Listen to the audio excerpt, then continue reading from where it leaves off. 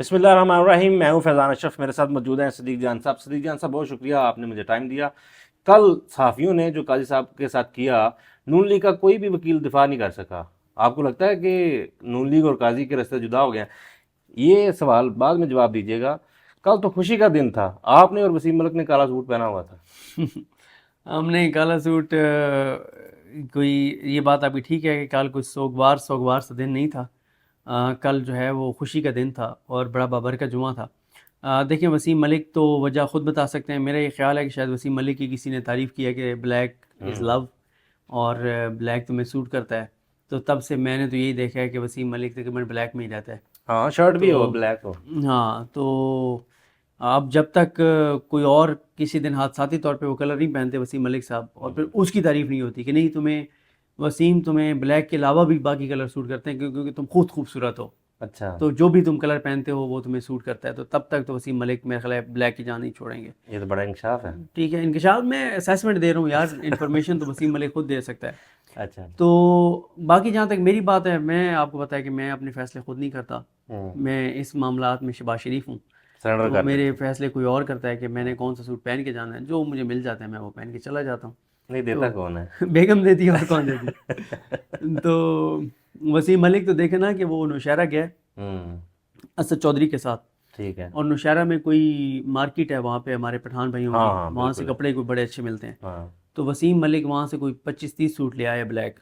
جب سے کسی نے تعریف کی ہے تو وہ 25-30 سوٹ لے آیا, مطلب کوئی 3 ماہ کی اکٹھی اس کو تنخواہ ملی ہے اور وہ ساری تنخواہ کے بلیک سوٹ لے آیا ہے. خیر دیکھیں, یہ جو آپ نے بات کیا ہے کہ کل وہ ہمارے دوست عثمان گجر نے لکھا ہوا تھا تھمبنیل کے اوپر کہ صحافیوں نے قاضی کی آتما رول دی.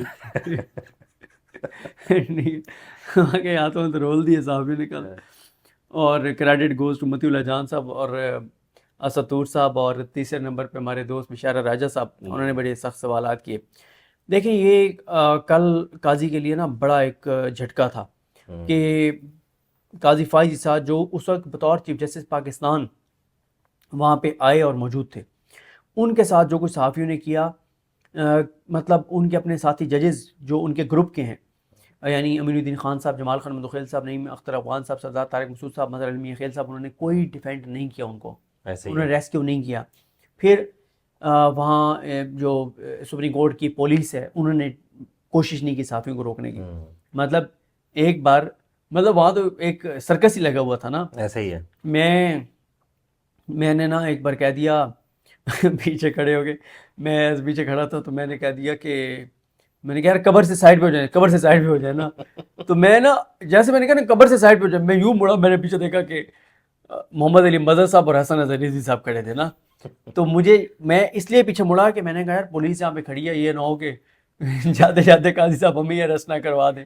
ویسے ہی بڑے سے بات سپریم کورٹ گیا تھا میں تو, لیکن پولیس نے اور سب خوش تھے جو کچھ قاضی صاحب کے ساتھ ہو رہا تھا. مجھے لگتا ہے کہ ان کے اپنے ساتھی ججز بھی خوش تھے. اچھا یہ بھی ہو سکتا ہے کہ ساتھی ججز خوش, تو بلکہ یہ تو نہیں کہنا چاہیے, میں اپنی تصحیح کرتا ہوں, خوش تو نہیں ہو سکتے, لیکن وہ کیونکہ صدمے کا شکار تھے شاید, کیونکہ یہ بڑا جھٹکا ہے قاضی صاحب کے گروپ کے لیے کہ قاضی صاحب کا آئینی عدالت کا سربراہ نہ بننا یا 68 سال کی عمر تک ان کی ایکسٹینشن نہ ہونا, یہ ساری چیزیں. جو آپ نے بات کی ہے نا نون لیگ کی, دیکھیں نون لیگ کو ظاہر ہے اتنی نچلے لیول تک وہ چیزیں تھوڑی ان کو پتہ ہوتی ہیں. مطلب ان کے وہم و گمان میں نہیں تھا کہ قاضی صاحب کا چیف جسٹس پاکستان ہوتے ہوئے سپریم کورٹ کے احاطے میں ان کے ساتھ صحافی یہ کریں گے. ایسے ہی ہے. اگر نون لیگ کو پتہ ہوتا تو سر پورے گلو باٹ آئے ہوئے ہوتے اور وکلا کی وردی میں آئے ہوئے تھے. ٹھیک ہے, دیکھیں میں یہ بات نہیں مانتا کہ یہ جو ایک تاثر ہے کہ نون لیگ اور قاضی کے راستے جدا نہیں. دیکھیں نون لیگ اور قاضی کے راستے جدا نہیں ہو سکتے. جو کچھ قاضی فائز صاحب نے نون لیگ کے لیے کیا ہے, نون لیگ کو ایسا بندہ نہیں مل سکتا, پورے پاکستان میں ایسا بندہ نہیں مل سکتا. ٹھیک ہے, نون لیگ اب دیکھنا تو یہ ہے کہ ان کو کیا لگاتے ہیں.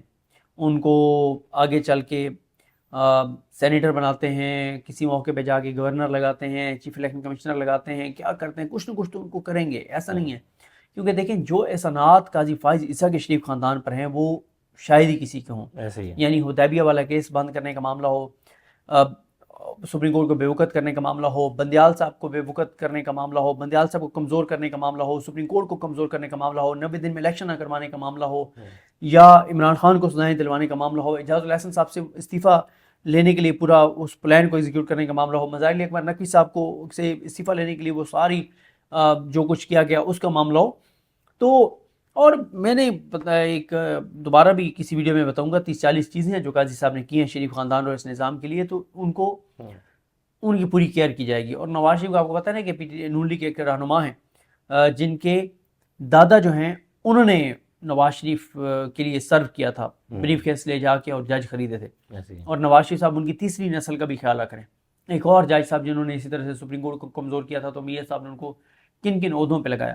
پھر میاں صاحب اعزاز احسن صاحب کہتے ہیں کہ سٹنگ ججز اس لیے شریف خاندان سے تھوڑے سے انفلوئنس ہوتے ہیں یا ان کے لیے نرم گوشہ رکھتے ہیں, کیونکہ ان کو پتہ ہے کہ یار یہ واحد جماعت ہے جو بعد میں سینٹر بھی بناتی ہے, گورنر بھی بناتی ہے, صدر پاکستان بھی لگاتی ہے, آپ کے آنے والی نسلوں کا بھی خیال رکھتی ہے. تو یہ ایک چیز میاں صاحب ابھی کی ہے. زندہ مثال ہے 2 ڈاک ججز بیٹھے ہوئے.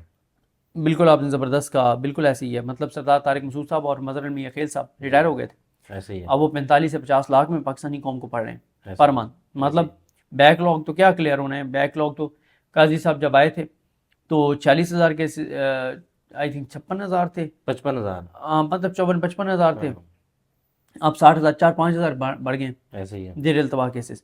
تو قاضی صاحب نے اس نظام کو ڈیلیور تو کیا ہے. اور پھر یہ دیکھیں نا کہ میاں صاحب قاضی صاحب آئے تو اس کے بعد میاں صاحب آئے تھے, یعنی 16 سپٹمبر کو قاضی صاحب آئے, قاضی صاحب نے ساری چیزیں کنٹرول سنبھالی, تو میاں صاحب 21 اکتوبر کو آئے تھے.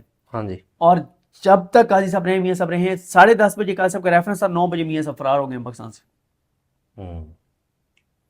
ایسے تو نہیں ہے نا. مطلب اس کا مطلب یہ ہے کہ میاں صاحب بھی, حالانکہ میاں صاحب کے بھتیجے کی پنجاب میں حکومت تھی, بھائی کی وفاق میں حکومت تھی, لیکن نہیں آ رہے تھے میاں صاحب. میاں صاحب اس وقت آئے جب بندیال صاحب ریٹائر ہو گئے اور قاضی فائز صاحب آ گئے, تب میاں صاحب آئے. اور پھر اس کے بعد دیکھیں نا لاہور اسلام آباد کورٹ سے جو ان کو ریلیف ملے, بایو میٹرک سسٹم وہاں پہ پہنچ گیا, ایئرپورٹ پہ پہنچ گیا. پھر اس کے بعد وہ جو اشتہاری فراری مفرور بھگوڑے تھے وہ اسٹیٹس ختم ہو گیا. پھر ان کے لیے نیب ترامیم جو ہیں وہ قاضی صاحب نے بحال کی, اور درجنوں چیزیں بے تحاشی چیزیں ہیں. تو یہ کل والے واقعے سے یہ تاثر لینا کہ قاضی صاحب کے ساتھ کوئی جو ہے وہ نون لیگ نے راستے جدا کر لیے ہیں, یہ میں نہیں سمجھتا. دوبارہ کہہ رہا ہوں, اگر پتہ ہوتا, اچھا قاضی صاحب کو بھی اگر پتہ ہوتا تو قاضی صاحب پورا الرٹ رکھتے سیکیورٹی کو. سول ڈریس میں بھی انٹیلیجنس ایجنسیز کے لوگ ہوتے اور صحافی کو بہت مار پڑنی تھی کل. کسی کے وہم و گمان میں نہیں تھا, قاضی صاحب خود ایکسپیکٹ نہیں کر رہے تھے کہ یہ ہوگا. نہیں تو یہ کیسے ہو سکتا ہے کہ ایک عدالت میں کیس چلنا ہوتا ہے تو اطاعت ارڈ وہاں پہ پہلے اپنی فیلڈنگ لگا لیتے ہیں, ان کو پتہ ہوتا ہے کہ یہاں پہ یہ چیز ہونی ہے. تو سپریم کورٹ میں آخری دن تھا اور قاضی صاحب سب کو پتہ تھا کہ فل کورٹ ریفرنس کے بعد قاضی صاحب نے قبرستان آنا ہے, تو انتظامات بالکل نہیں کیے ہوں گے. دیکھیں کوئی تصور نہیں کر سکتا تھا کہ ایک چیف جسٹس اس وقت تو تھے نا, وہ بطور چیف جسٹس پاکستان آئے ظاہری بات ہے کہ وہ اتنا بے وقت ہو جائے گا کہ صحافی ٹھٹھا اڑائیں گے, مذاق اڑائیں گے, تضحیق کریں گے, سوال کریں گے, مذاق اڑائیں گے. یہ ساری چیزیں مطلب وہم و گمان میں کسی کا نہیں تھا نا کہ اتنے زیادہ قاضی صاحب جو ہے وہ کمزور ثابت ہوں گے. ظاہر ہے قاضی صاحب خود بیچارے بہت پریشان تھے, اور ان کا چہرہ ایک موقع پہ ایسا لگ رہا تھا جیسے آپ ٹیشو پیپر نہیں یوز کرنے کے بعد اس کو مسل دیتے, تو وہ مطلب مسل کے آپ اس کو رکھ دیتے ہیں, پھینک دیتے ہیں, اس طرح سے ان کا مطلب ان کی شکل ہوئی تھی اس طرح سے کہ جیسے ٹیشو پیپر کی طرح وہ استعمال ہو گئے ہیں. لیکن نون لیگ ان سے وفا کرے گی. اچھا نون لیگ کیوں ان سے وفا کرے گی؟ ایک تو ایسا بے شرم انسان نہیں مل سکتا کوئی اور دوسرا, میرا نہیں خیال, اتنا گھٹیا اور نیچ آدمی نہیں مل سکتا. ایک تو یہ بات ہے. دوسرا دیکھیں آپ کا علاقہ کون سا ہے؟ قصور آگے وہ تلونڈی ہے نا, تلونڈی گاؤں میں تلونڈی میں جس بڑے کے پاس کوئی 4-5 ہزار ووٹ ہو اس کی عزت ہوتی ہے نہیں ہوتی؟ ظاہری بات ہے جی, ہر سیاستدان اس کے پاس جاتا ہی نہیں. ہاں اس کے در آتا ہے, اس کے در پہ جاتا ہے, اس کے سارے کام ہوتے ہیں. ٹھیک ہے. تو قاضی صاحب یو کے رہیں, یو ایس رہیں, کینیڈا رہیں, افغانستان رہیں, قندھار رہیں, جہاں مرضی رہیں, سپریم کورٹ میں ان کے پاس 5-6 ووٹ ہیں سر. 1/3 سپریم کورٹ ان کے پاس ہے. ایسا ہی ہے. ٹھیک ہے. مطلب وہ بتائیں گے امیر الدین خان صاحب کو, جمال خان متوخیل صاحب کو, رحیم اختر افغان صاحب کو, ایک وکلا کے اندر تاثر ہے کہ قاضی صاحب ہی ان کو چلائیں گے ریٹائرمنٹ کے باوجود. وہ روح ان کی سپریم کورٹ میں ہی ہوگی. ٹھیک ہے. اور سردار طارق مسعود اور مسرت ہلالی صاحبہ اور مظہر میاں خیل صاحب, ان کے بارے میں تاثر ہے کہ یہ ان کو یا افریدی صاحب نہیں, ان کو ابھی بھی قاضی صاحب چلائیں گے. ایون کہ قاضی صاحب دیکھیں نا کہ بہت انفلوئنس کر سکتے ہیں اسلام آباد ہائی کورٹ کو عامر فاروق صاحب کے ساتھ ان کی کتنی دوستی ہے، بہت تعلق ہے. یہ وکلا کہتے ہیں کہ وہ بہت انفلوئنس کر سکتے ہیں ان کو، عامر فاروق صاحب کو. وکلا کہتے ہیں کہ وہ مطلب وکلا کا یہ خیال ہے کہ سپریم کورٹ سے گند ختم نہیں ہوگا. تو یہ نون لیگ کوشش نہیں کرے کہ قاضی صاحب کو دوبارہ واپس لایا جائے جس طرح 2 ڈاک ججز لائے گئے تھے؟ دیکھیں اور اب اس کے ساتھ سوری میں آپ کو ٹوک رہا ہوں، کل جب یہ صحافی یہ سارا کچھ کر رہے تھے تو باقی ججز بھی وہاں موجود تھے، چیف جسٹس بھی وہاں موجود تھے، وہ نہیں دیکھ رہے تھے کہ ان کے ساتھ کیا ہو رہا ہے اور یہ ہمارے ساتھ بھی ہو سکتا ہے؟ ہاں یہ بھی صحیح پوائنٹ ہے آپ کا. یعنی وہ ان کے لیے بھی ایک ہے پیغام ہے کہ اگر ہم بھی بددیانتی کریں گے، اپنے حلف سے غداری کریں گے، پاکستان سے بے وفائی کریں گے، پاکستان کو نقصان پہنچائیں گے تو ہمارے ساتھ بھی یہ ہوگا. تو میرے خیال ہے کہ قاضی صاحب کے ساتھ نون لیگ کے راستے جدا نہیں ہوئے. اب مسئلہ یہ ہے کہ قاضی صاحب اس وقت مطلب چھوٹے نواز شریف بن گئے ہیں نا، ٹھیک ہے. اب مجھے بتائیں نا کہ میاں صاحب جا سکتے ہیں بغیر سیکیورٹی کے؟ نہیں. میاں صاحب بغیر سیکیورٹی کے یو کے میں نہیں پھر سکتے، پاکستان تو بہت دور کی بات ہے. ہاں ادھر ٹھیک ہے. بھی شایان تو مسئلہ یہ ہے کہ وہاں سارا گلگتی اور شایان اور وہ ایسے سارے ہی. وہ کرتے. دیکھیں قاضی صاحب جو ہے نا وہ نون لیگ اور ان کا اب سروائیول ایک ساتھ ہے. وہ ایک ایسی کشتی میں بیٹھے ہیں کہ جس کشتی میں اگر سوراخ ہو گیا تو دونوں اکٹھے ڈوبیں گے. ٹھیک ہے. نون لیگ ان کے ساتھ بنا کے رکھے گی کیونکہ ان کے پاس 5-6 ووٹ ہیں اور ہو سکتا ہے انہی کے ویسے زیادہ چانسز اب میرا خیال ہے ان کے بن گئے ہیں یا افریدی صاحب کے کہ یہی بن جائیں گے کانسٹیٹیوشنل کورٹ کے ہیڈ.